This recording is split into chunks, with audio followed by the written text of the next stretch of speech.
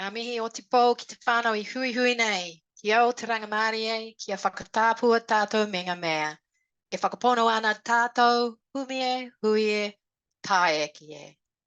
Kia ora koutou, and thank you for joining us this evening for this webinar, Spotlight on Autism Research. My name is Catherine Trezona, National Manager from Altogether Autism, and I'm one of your two co-hosts tonight. Our other co-host is Ruth Monk, an autistic member of the Autism New Zealand Community Advisory Group. And if the technology is working, you'll be able to see the two of us on your screen now.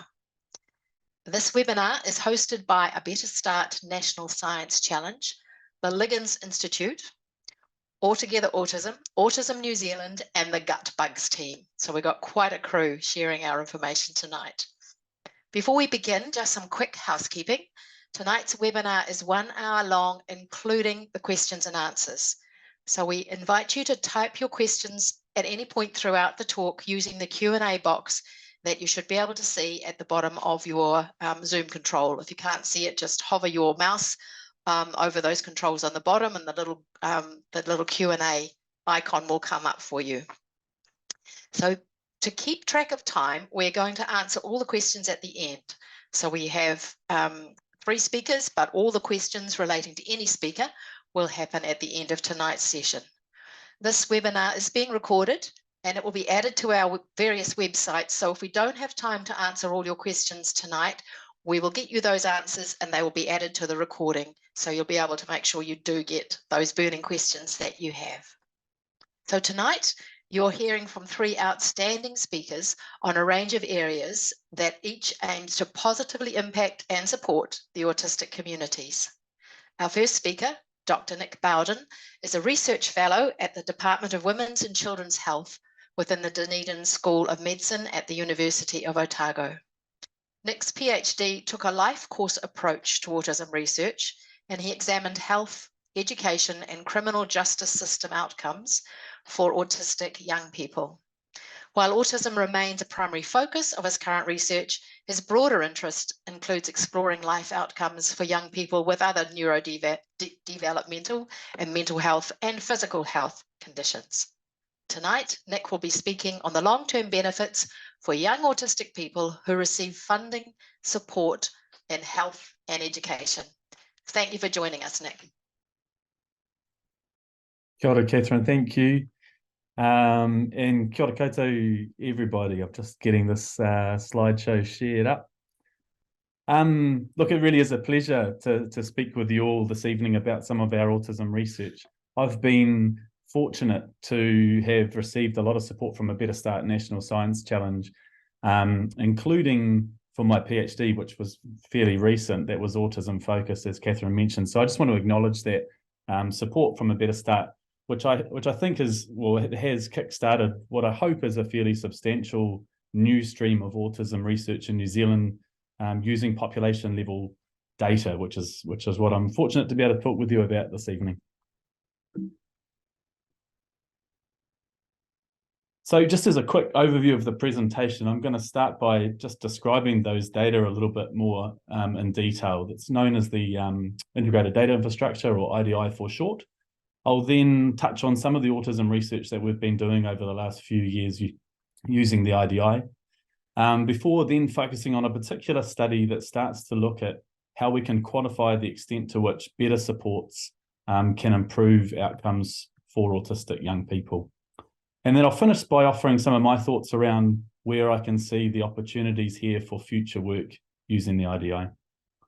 But before I get started, a couple of important things just to mention up front. Firstly, a point on language, and that is that our research team recognised that there's no one term that is preferred by all people from the autistic and autism communities, but in partnership with the co-authors of our work and in recognition of changing preferences, the terms autistic person and autistic have been prioritised.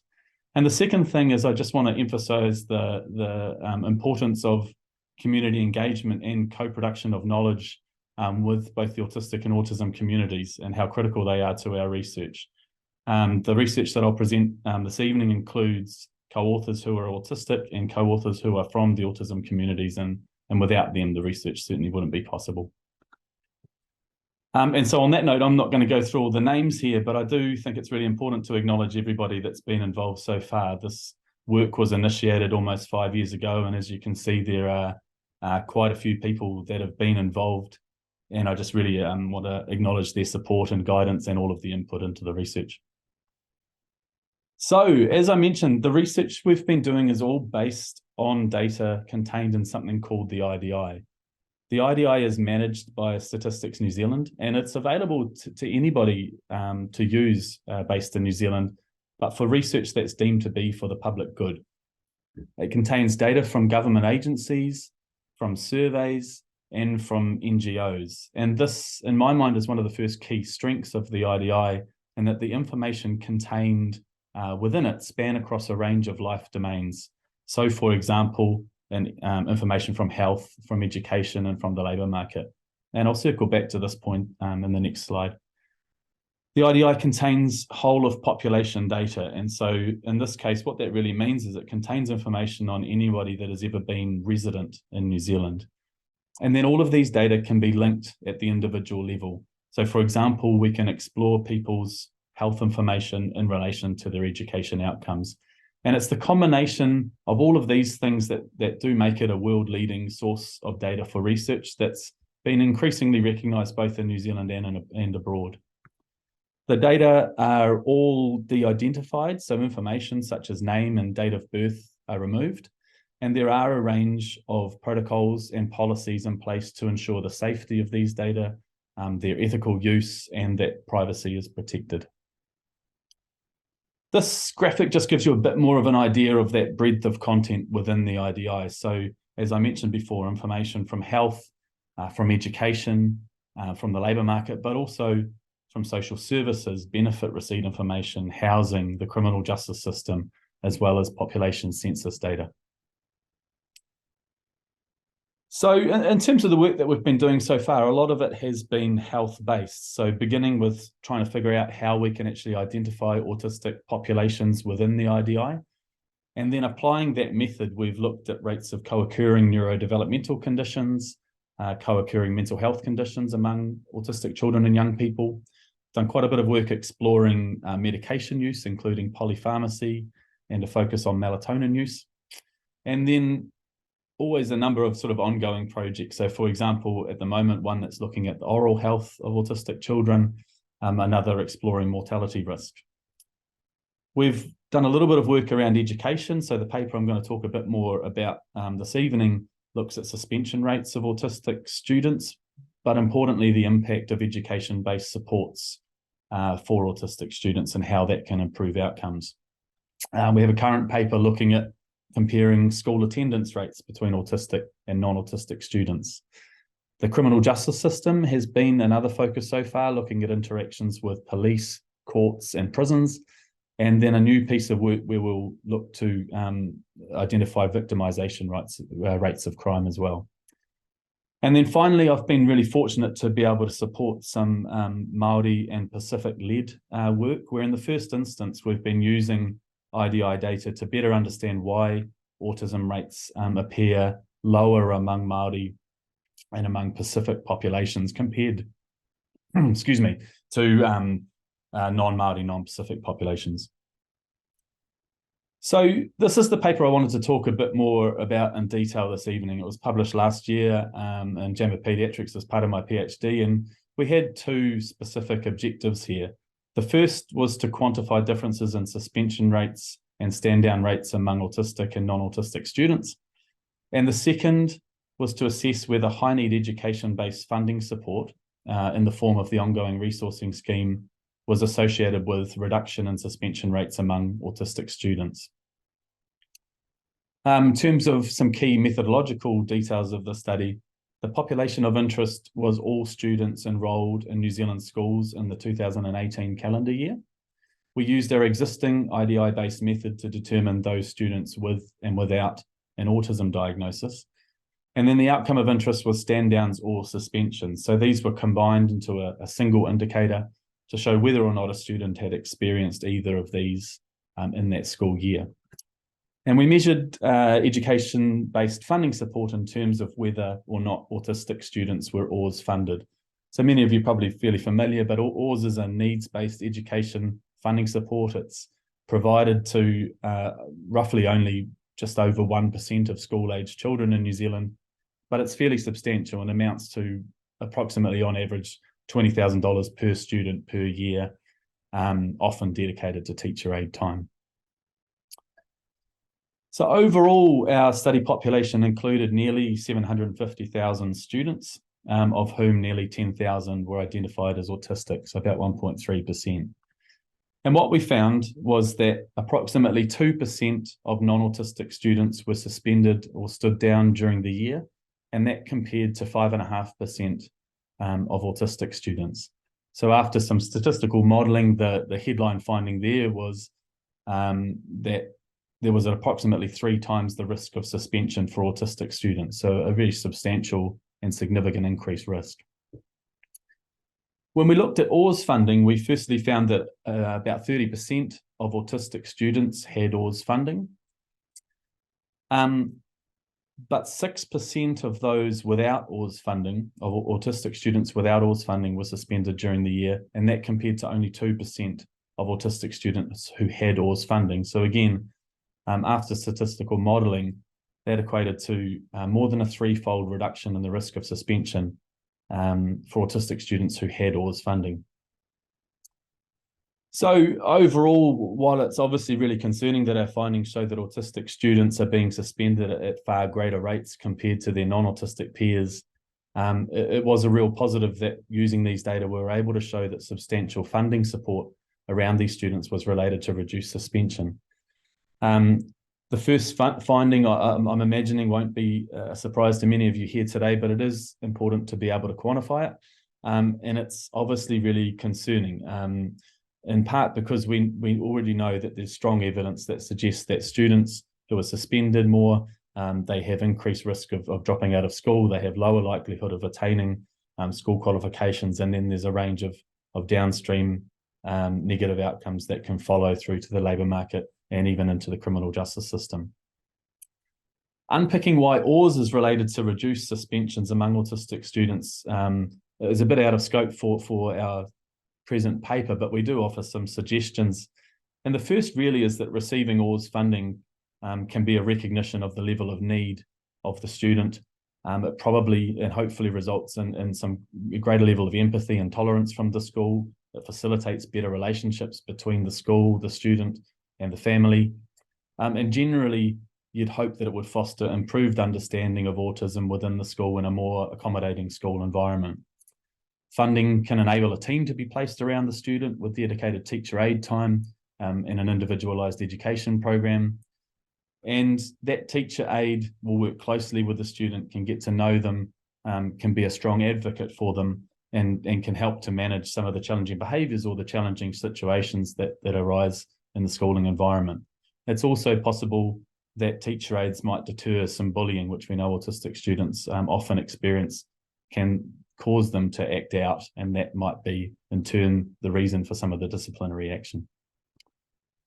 I just want to finish up with this last slide today, offering some thoughts and opportunities moving forward. And firstly, the point I want to make is I think that the strongest and most useful use of research, or the IDI for research, will be research that can start to quantify the impacts of timely and appropriate supports for autistic young people in health and education and beyond.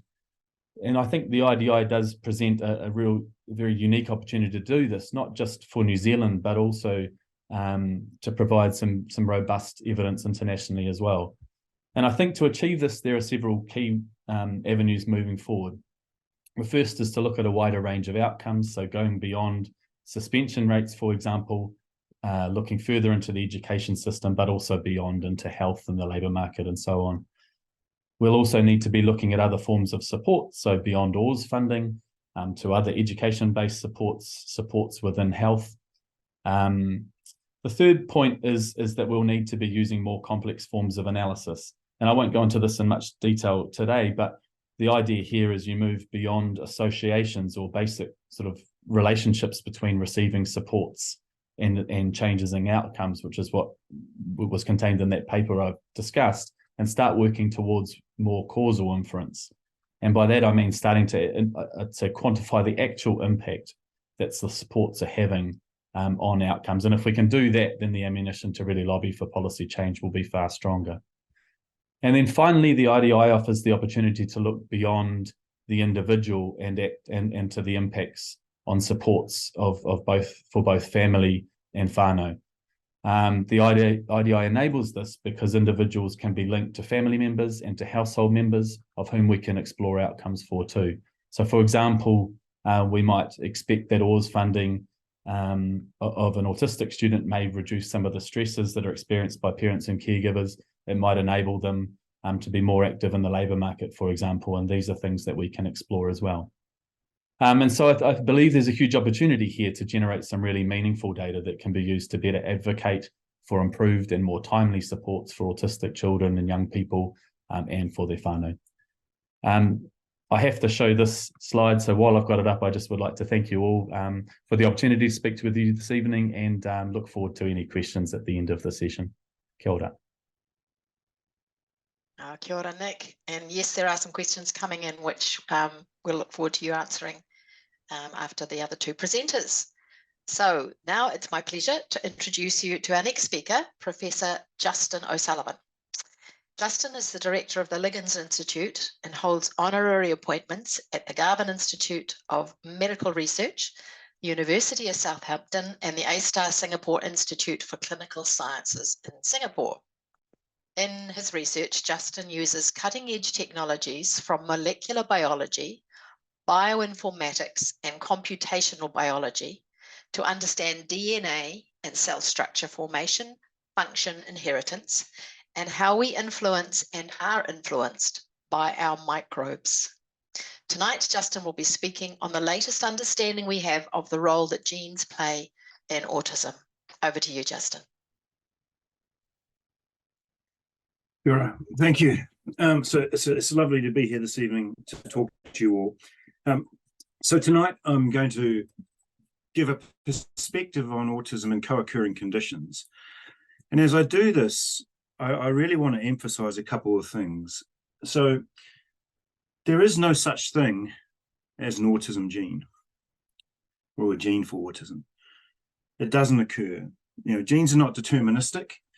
And I think it's very, very important that we remember that as we think about this. So cystic fibrosis, Huntington's, all of those conditions that we're aware of where people have characterized genes that are linked to these things, those genes, even in those conditions, are not deterministic. For autism, it's nothing like that. So there are no genes for autism, and I think it's very important to consider that as we go forward. So what I'm going to show you tonight really is the way we think about this. So when we look around, and when you look around at the people that you're sitting with and the people that you see around, people are all very, very different. We all show a lot of variation in our features and our characteristics, and that variation is a natural part of who we are and what we are as a species. And I think that variation is really very, very important because a lot of things co-occur. So a lot of traits and characteristics that we have occur together as sets. And this is a really interesting thing to think about. Some of those traits that we have, those co-occurring conditions that we all get, some of them impact on our well-being and our long-term health and viability. And that's quite difficult for many of us. And so what we're trying to do is we're trying to really understand co-occurring conditions and how we can actually start to treat co-occurring conditions, improving lifespan, well-being, all of those types of things. So despite the fact that we're all very, very different, if we use the IDI and the integrated data infrastructure, just as Nick has done, we can use that in a very similar way, but we can look at what's called a diagnostic charging code. And these codes basically are on everybody's medical records, and they link through to things where you have conditions that are diagnosed as occurring in an individual, and they are charged for by the doctors. Now, we can look at these and we can ask questions, you know, autistic New Zealanders, do they share common co-occurring conditions that might impact their well-being? And the answer to that is that there are many co-occurring conditions that are shared by autistic New Zealanders. And the graph on this particular graph here shows that. So what we have here, obviously we have sort of attention deficits up here, which is a very, very strong odds ratio. So a lot of people, or autistic New Zealanders, have attention deficit. We have eating disorders. The reason there are multiple points across here is just because there are different codes for different eating disorders. We have depression, we have mood disorders, we have schizophrenia, we have bipolar, we have weight gain as an issue. But we also notice that we don't see hypertension, we don't see chronic obstructive pulmonary disorder, we don't see Alzheimer's, and we don't see chronic kidney disease. So this is really, really interesting in terms of what tends to co-occur with people who are autistic. So we like to think about this, and we're thinking about autism in a slightly different way, I think. We're talking about how it co-occurs, or what other conditions, co-occur with autism. And if we're trying to think about that, then the way we think about autism should change. So we think that co-occurring conditions are really defining what might be meant by autism, and that each autistic individual has their own particular profile of multiple conditions that really work together as part of their overall traits and their overall characteristics. And so basically the way we think about it is that for each of these particular phenotypes, basically there's a particular set of genetic variants that contribute to those individual phenotypes.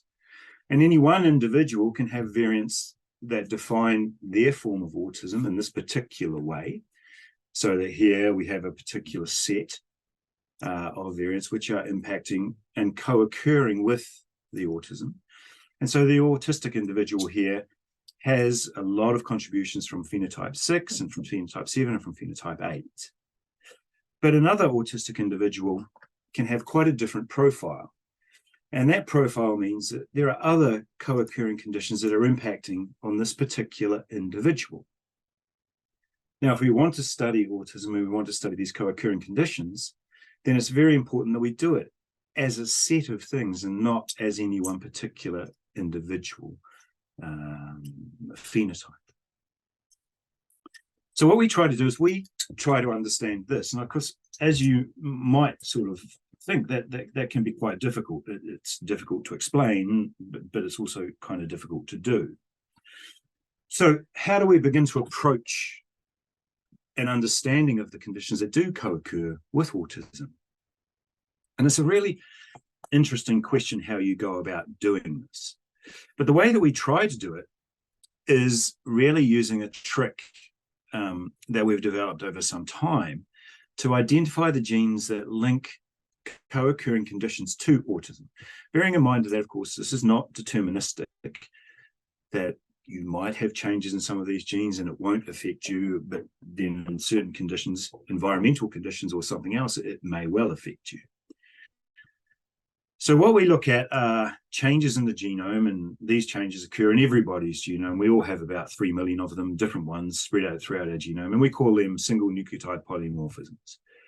But we use a very simple trick, which is that basically we think that your DNA folds up like, get it in focus.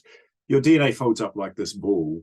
And so in one particular construct, your DNA is a green, you form a green cell. But in another situation, it can fold this way and you can have a red or an orange cell.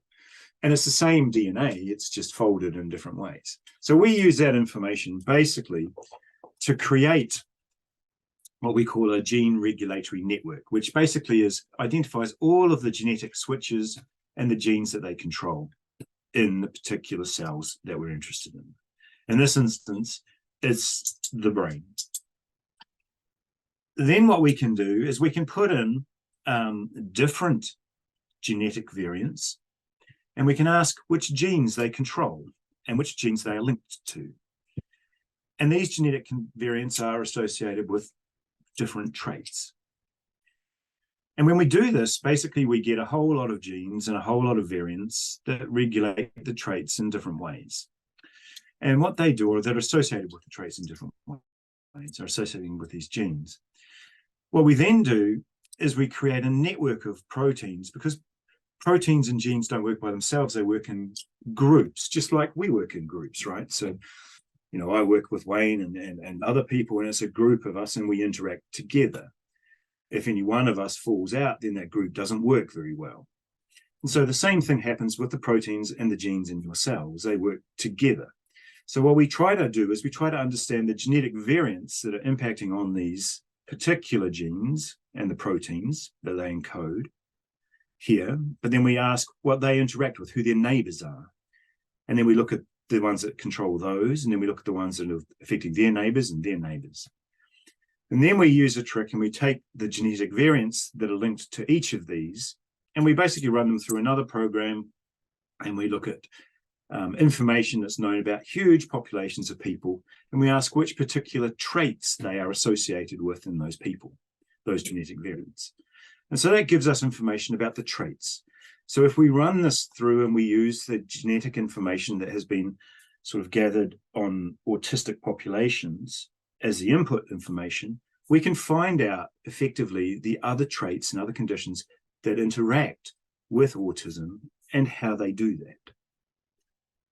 And so if we do that, what we actually see is this, and this is a very, very, it looks worse than it is, this graph. But basically what it is it has a number of genes across the bottom here. And then where you see filled in squares, these squares are filled in opposite the traits that they have been linked to.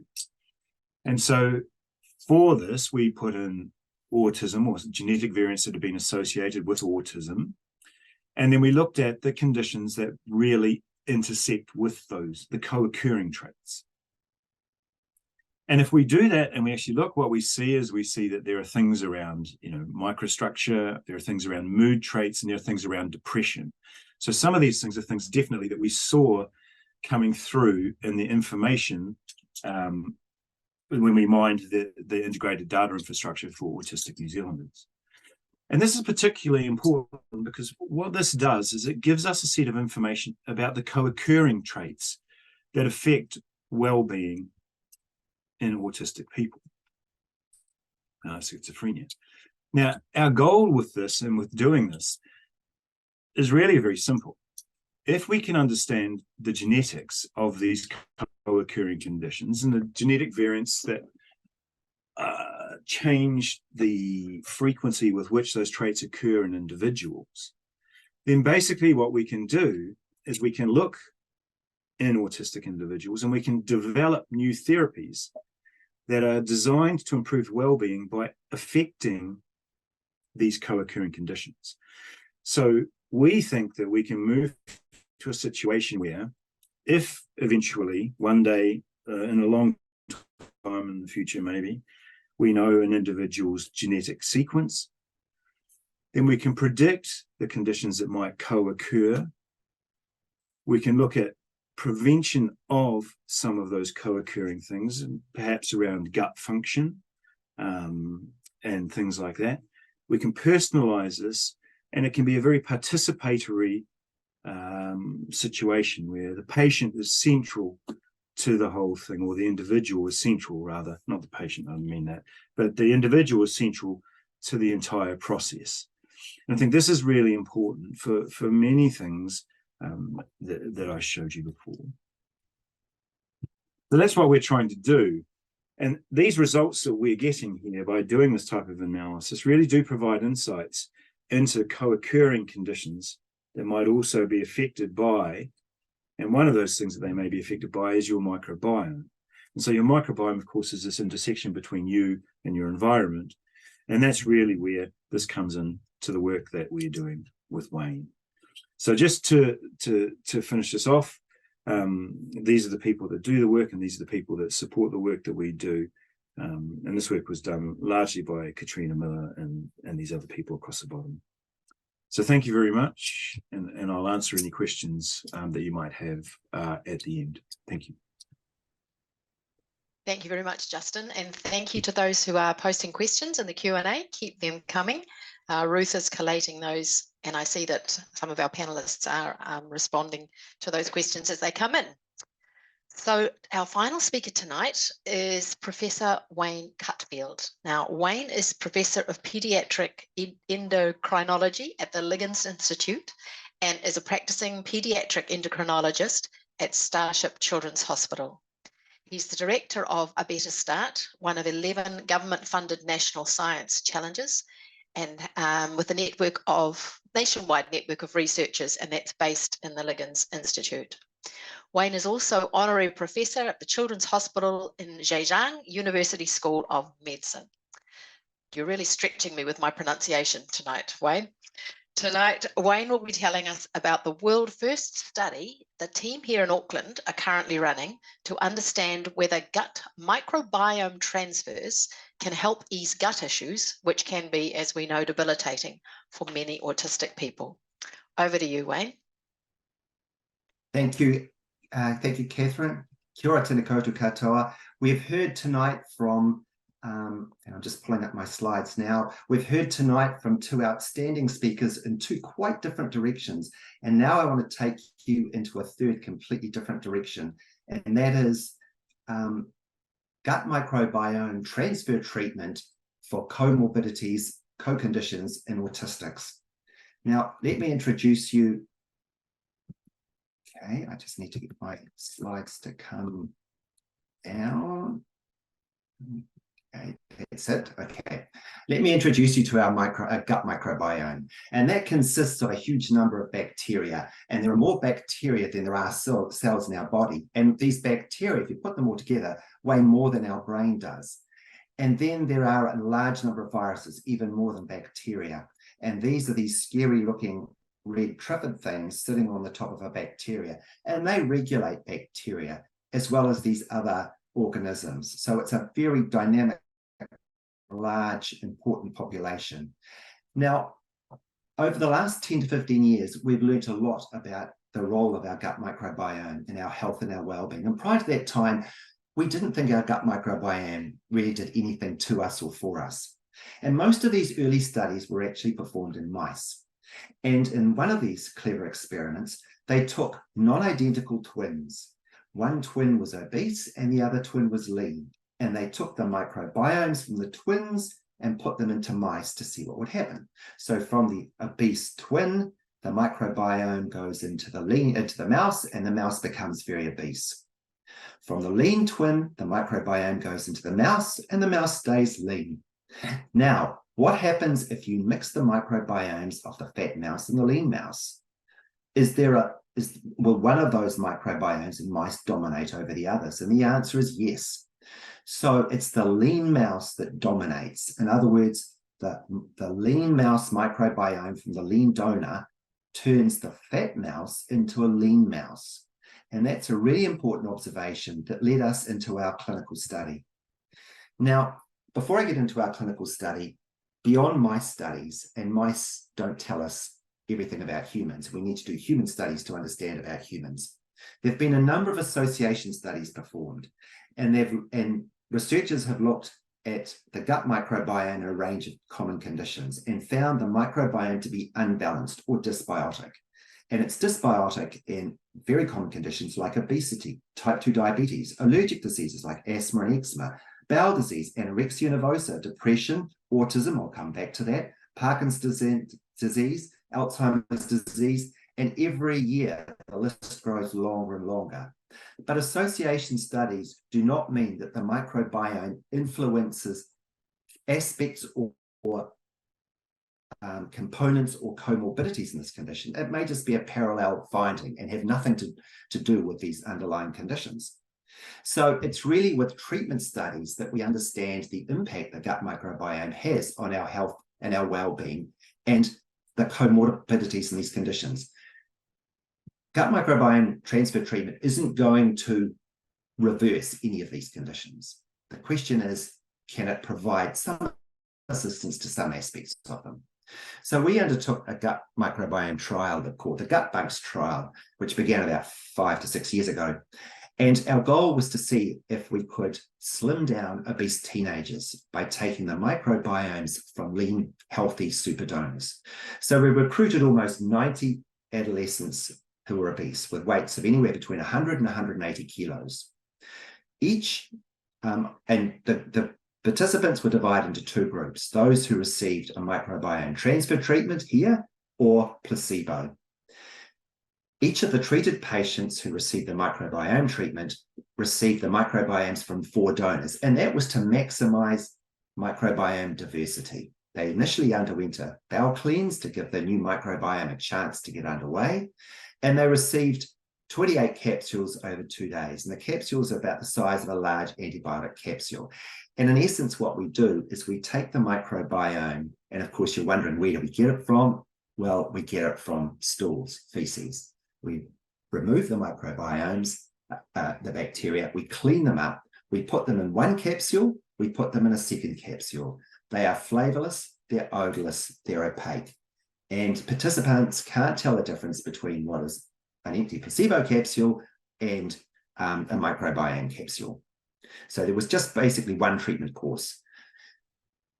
We then studied the participants and measured a whole range of things, not just their weight and body composition, but an enormous range of things at 6 weeks, 12 weeks, 26 weeks, which is 6 months, and then very, very recently, 4.5 years later. And what did we find? Well, before I tell you what we found, what was interesting for Justin and I, who's the co-lead with me in this trial and in fact in our research program, is that there is a total fascination with our microbiomes. Everybody's interested in our microbiomes. And Justin and I had Razor Productions and Greenstone TV come to us to ask, could they make a 3-part documentary series about the research project? Some of the participants were very happy to be part of the TV series. And in fact, it was very successful and had some of the highest ratings that TV3 have had for some time during primetime TV. Now, that doesn't say that our research is the most amazing in the world. I think it reflects people's total fascination in their gut microbiome. So what did we find? Well, the first thing that we found is that when we put the microbiomes into these participants, the new microbiomes got established and thrived. So that was a major achievement. And in fact, they continued to thrive for 4.5 years. Those microbiome were resettled, rehoused, and very happy. Now, compared to control participants, at 6 months, the treated group had less abdominal fat and were healthier. They had much less metabolic syndrome, much, much less. And I'll tell you what that is in a moment. Now, 4.5 years later, the treated group were lighter, about 11 kilograms lighter, much slimmer with a much reduced waist circumference, 11 centimeters, had quite a lot less body fat, 5%, and that was almost all tummy visceral fat. And they again had this marked improvement in metabolic syndrome.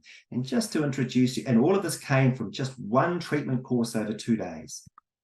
Now, what is metabolic syndrome? Well, it's the combination of 3 or more of 5 things: high blood sugar, high blood pressure, abdominal obesity, high triglycerides, or low levels of good cholesterol. And it's associated with diabetes, heart attacks, strokes, and early death. So it's a pretty important condition to have, metabolic syndrome. Now, time to move on to autistics. We know that gastrointestinal problems are really, really common in autistics. Between 1/2 and 2 3/4 suffer from gastrointestinal problems that are either problematic or they can be disabling. And it ranges from food intolerance and food sensitivities through to nausea, vomiting, constipation, diarrhea, reflux, flatulence, abdominal discomfort, all the way through to food allergies. We also know that the gut microbiome is different in autistics. Most studies show the microbiomes to be different when they're compared it to a non-autistic group.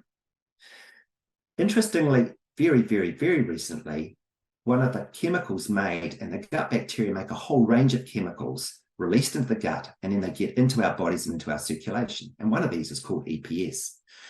And it's been shown in humans to contribute to anxiety. And in a small pilot study very, very recently, If that's removed from the gut and it can't be absorbed, so it comes from the gut bacteria, and if it can't be absorbed, it led to a reduction in anxiety in autistics. And it just shows you the importance of gut microbiome and its components in undesirable or problematic issues for autistics. And I know anxiety is one of those, as our advisors have told us. And that leads me into our trial that's currently underway. And I need to acknowledge the incredible support and input we've had from Autism New Zealand and Altogether Autism. They have been involved in the design, the way we go about doing the study, the way we communicate, and they've been invaluable. Ruth Monk is an autistic advisor, and she's a research team member. She's an important player in our team. And Kerry Opai is our gut bugs Māori advisor, and some of you may know he coined the te reo term for autism. What is our study about? Well, it's a randomized, double-blind, placebo-controlled trial. What does that mean? It means that half the participants will receive the gut microbiome capsules and half will receive placebo. And that neither the treated or the placebo group know what they're getting. The capsules look the same. They taste the same. They smell the same texture. And we don't know which capsules they get. So everybody is blinded to the treatment. And our goal is to see whether the gut microbiome transfer capsules improve gut symptoms. That's the primary outcome. But also to see whether it may improve well-being amongst autistic adolescents and young adults. Who are we looking for? Well, we're looking for 100 adolescents or adults aged 14 to 45. We're recruiting across the country. Participants need to have moderate to severe gastrointestinal symptoms because that's what we think we can primarily help with. They need to be able to swallow the capsules, which are about as big as antibiotic capsules, and they need to comply with the clinical assessments, which are not too onerous. What does the treatment involve? Well, on day 0, there's a light bowel cleanse, so loose stools for 6 to 12 hours, and that's to give the new incoming microbiome a chance to get established. And on day 1, there are 10 capsules. On day 10, there are 10 capsules of either microbiome or placebo. Some of you will realize this is fewer capsules than that previous study, and the reason for that is that we've managed to condense the microbiomes more. So it means instead of 28 capsules, there are just 20 to swallow. Quite a few, but manageable.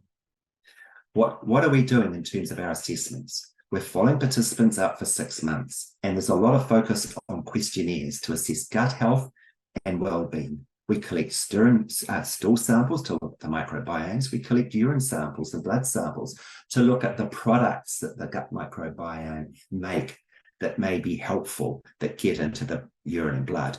And we collect hair samples to look at stress levels. If you're interested in participating in the study, we're about a third the way through. We have a Facebook page, and we also have a link. And they're both on the slides, which I think will be made available. The slides will be made available on all of our websites for those who are interested, and we would love to see you join our study. Thank you.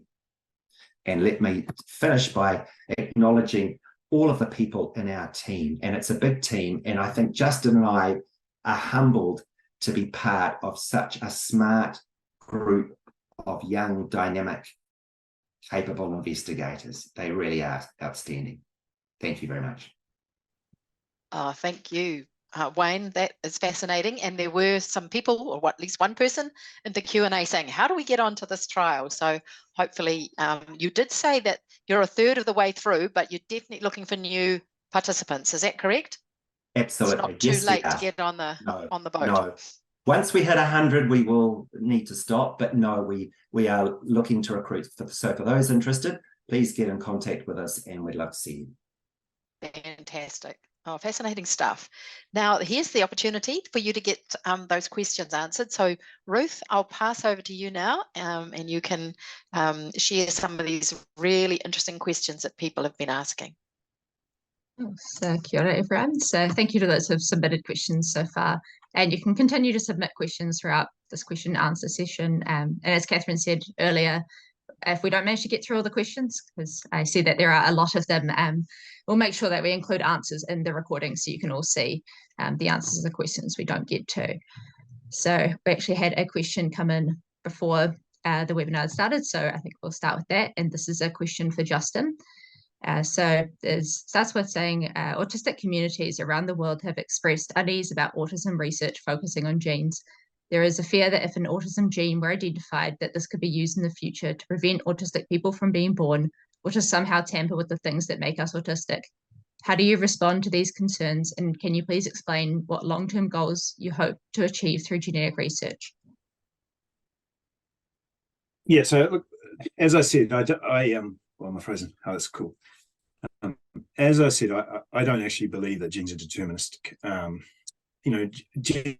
Genes are just a part of what we have, and they interact with the environment. So nothing is deterministic like that.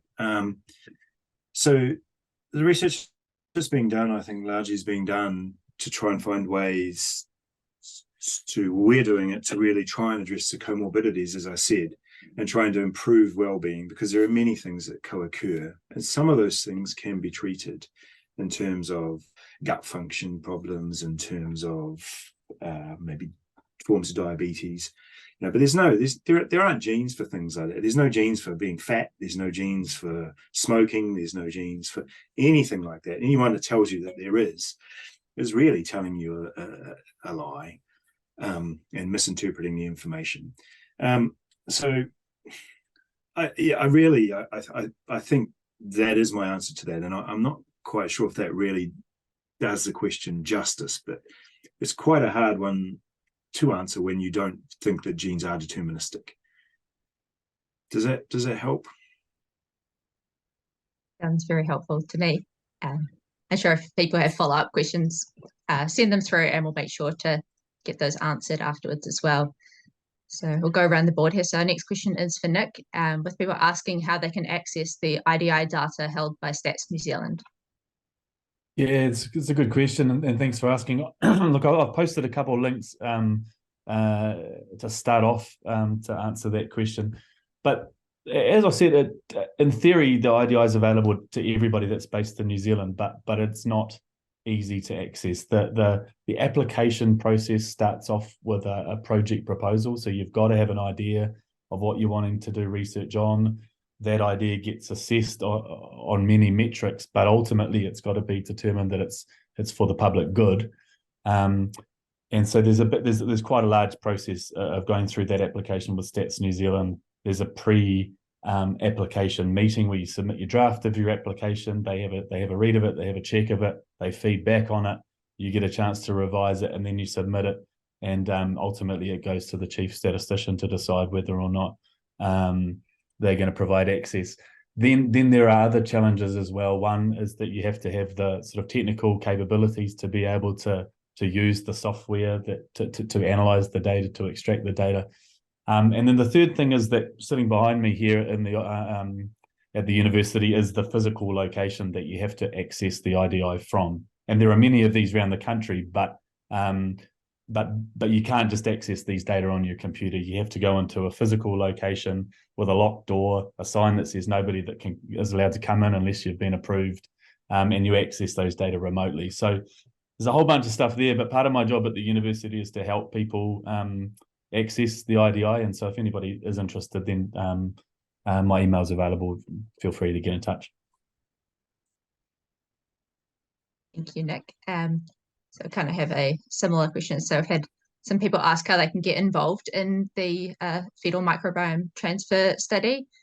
So if you go to the Liggins website, so that's just via like www.auckland.ac.nz, and you can link on to the Liggins Institute through there, or you can also visit the A Better Start website to find out more about the trial. And I'm sure that they'll send out links for these things that people have referred to when they send out the recording.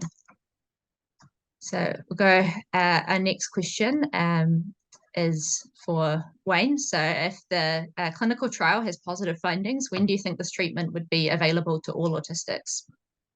That's a really good question, Ruth, and I think that's a pretty so step one is to demonstrate that it's going to be beneficial, and if it is, our goal in parallel, and one of the reasons why we collect the microbiomes of the donors and the participants, is to try and unravel, are there a portfolio of bacteria that provide beneficial effects because if we can do that, we can then grow those up in culture and then mass produce them. Because at the moment, to be able to find, and I said 4 donors for each participant, and we reuse our donors, but to find 4 donors, we need to screen more than 100 people. And the cost of screening those 100 people is somewhere between $200,000 and $250,000.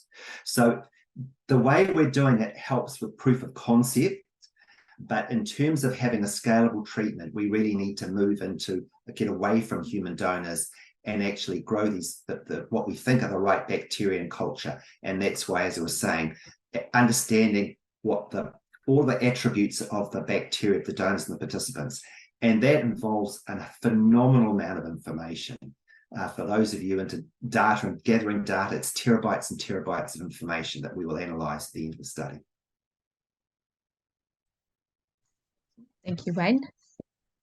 So we'll keep going around kind of the board here. So this is a question for, I guess, all the panelists could answer this, which is asking, are only formally diagnosed autistic people included in research, or are self-diagnosed or self-identified people included too? And I imagine this could be different depending on the different area of research. So maybe we'll start with Nick.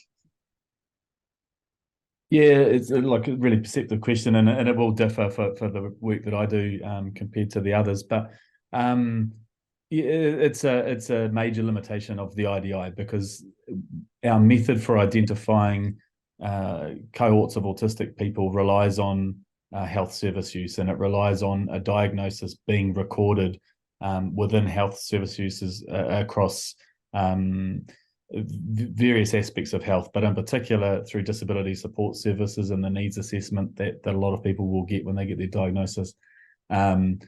Also through hospital records, if somebody attends a hospital with an autism diagnosis, likewise with mental health services too. And so you know, when we write these papers and when we the first limitation that is noted is that our method will undercount, and so that's just the reality we have to live with, unfortunately. It will get better in part when we have access to primary care data. We don't have that yet, so that will improve our capture. But then, as you say, there are a number of people without an autism diagnosis or have been misdiagnosed with something else. That's not something we're going to be able to manage with the IDI data.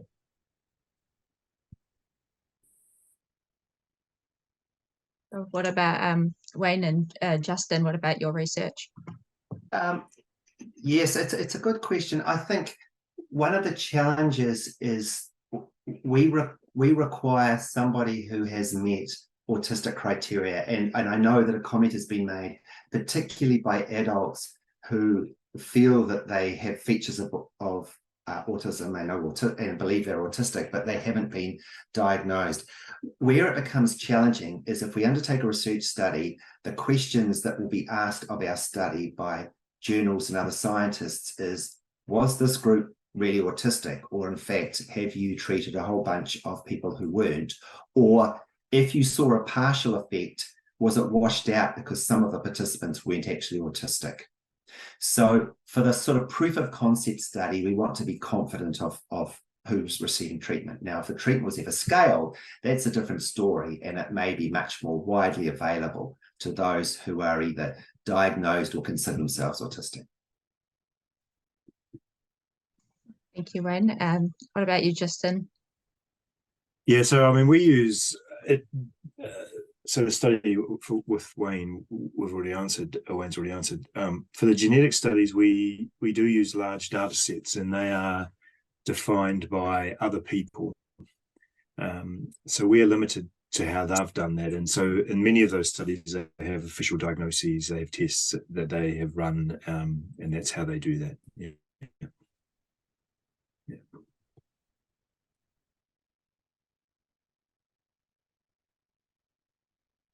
I see. Sorry.